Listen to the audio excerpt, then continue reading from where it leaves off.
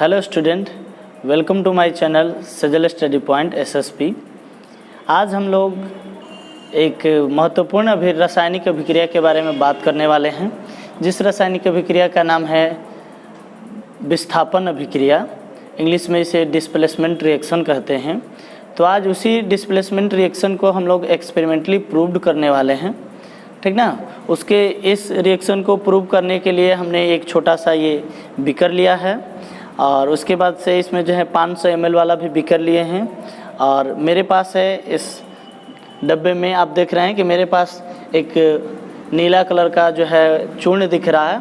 ये जो है कॉपर सल्फेट का पाउडर है। तो कॉपर सल्फेट पाउडर लिए हुए हैं। इस अभिक्रिया को प्रूव करने के लिए और भी सामग्रियों के रूप में हमने एक लोहे का कील लिया हुआ है। यहाँ पे 2 कील लिए हैं आपको अच्छे से समझाने के लिए। तो चलिए फिर इस अभिक्रिया को शुरू कर रहे हैं। इससे शुरू करने से पहले हम आपको बता दें कि विस्थापन अभिक्रिया होती क्या है। तो जब कोई भी तत्व किसी यौगिक के विलयन से उस तत्व को विस्थापित कर दे, अर्थात उसको जो है हटा करके और अपना स्थान वो ग्रहण कर ले, तो इस प्रकार की रासायनिक अभिक्रिया को विस्थापन अभिक्रिया कहते हैं। यानी कि जो मोर रिएक्टिव एलिमेंट हैं वो लेस रिएक्टिव एलिमेंट्स को जो है डिस्प्लेस्ड कर देते हैं। और इसी रिएक्शन को जो क्या बोला जाता है, तो डिस्प्लेसमेंट रिएक्शन या फिर विस्थापन रिएक्शन के नाम से, विस्थापन अभिक्रिया के नाम से जाना जाता है। तो चलिए फिर अभिक्रिया को हम लोग शुरू करते हैं। तो सबसे पहले हम लोग क्या करते हैं कि इस छोटे वाले बीकर में और ये नॉर्मल वाटर ले लिए हैं, यानी नॉर्मल जल लिए हैं। और इसमें क्या करेंगे कि ये कॉपर सल्फेट के पाउडर को डाल करके और हम लोग इसका कॉपर सल्फेट का सॉल्यूशन तैयार करते हैं। सॉल्यूशन को तैयार करने के लिए कॉपर सल्फेट के चूर्ण को ले करके और पानी में इसे घोल देते हैं। मैंने क्या किया कि जल लिया और जल में जो है कॉपर सल्फेट के चूर्ण को डाल दिया है।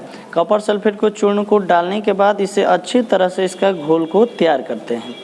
अच्छे तरीके से घोल को जब हम लोग तैयार करते हैं तो कुछ ऐसा दिख रहा है, ठीक ना। अब इस घोल को जो है हम लोग अच्छी तरीके से तैयार करने के बाद इसे जो कील लिए हैं, इस कील को जो है रेगमार्क के सहायता से, यानी श्रेष पेपर के सहायता से अच्छे तरीके से साफ़ कर लिए हैं। साफ़ करने के बाद आप देखेंगे कि कील कुछ ऐसा चमकीला दिखाई दे रहा है। जैसे ही हम लोग इसे कॉपर सल्फेट के सॉल्यूशन में डालते हैं तो देखिए क्या होता है।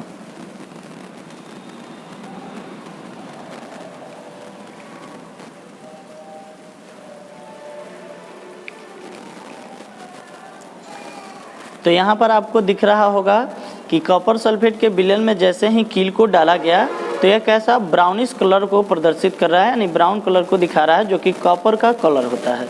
अर्थात जब हमने क्या किया कि लोहे के कील को कॉपर सल्फेट के विलयन में डाला, तो कॉपर सल्फेट के विलयन में जैसे ही यह प्रवेश किया तो कॉपर सल्फेट के विलयन जो है लोहे के साथ अभिक्रिया किया और सल्फेट जो था वो फेरस से जुड़ गया और कॉपर को विस्थापित कर दिया, जिसके कारण इस कील पर आप देख रहे होंगे कि ब्राउन कलर का एक परत इस पर चढ़ गया है।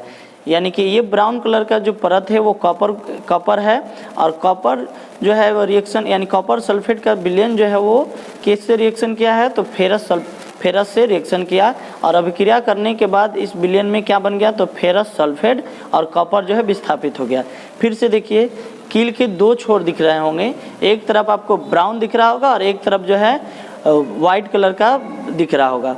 फिर से इस अभिक्रिया को हम लोग देखते हैं। जैसे ही इसको हमने इस कॉपर सल्फेट के विलयन में मिलाना है और मिलाकर कुछ देर तक छोड़ा, ठीक ना। और इसके बाद ये देखिए फिर से ये ब्राउन कलर का दिख गया।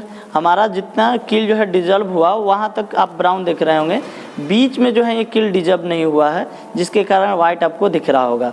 यानी यह अभिक्रिया प्रूव करती है कि कॉपर सल्फेट के विलयन में जब लोहे के कील को डाला जाता है तो वो कॉपर को विस्थापित करके और खुद उसका स्थान ले लेता है। इसी रासायनिक अभिक्रिया को जो है विस्थापन रासायनिक अभिक्रिया कहते हैं। तो कैसा लगा हमारा वीडियो? अगर ये वीडियो आपको अच्छा लगा होगा तो हमारे इस चैनल को इन्फॉर्मेटिव वीडियोज़ आपको सबसे पहले इसका नोटिफिकेशन मिल सके।